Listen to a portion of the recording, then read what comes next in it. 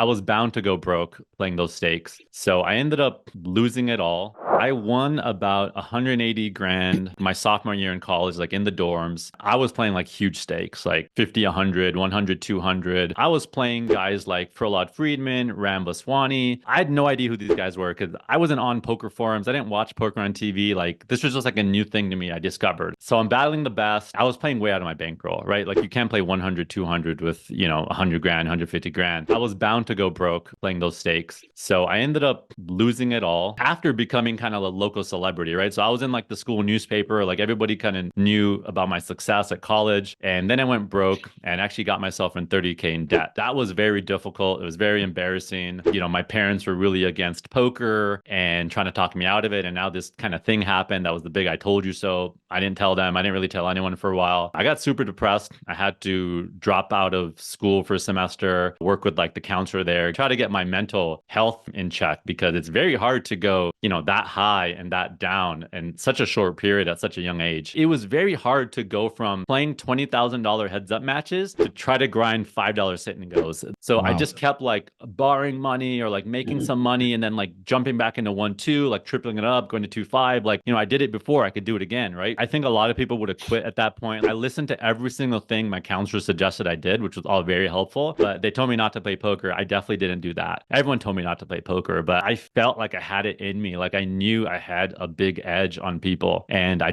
had to pursue that passion. My roommate at the time, Andy Seth, we had this like 9-bedroom house. We called it the poker house. We'd run games there. We'd have parties. It was awesome.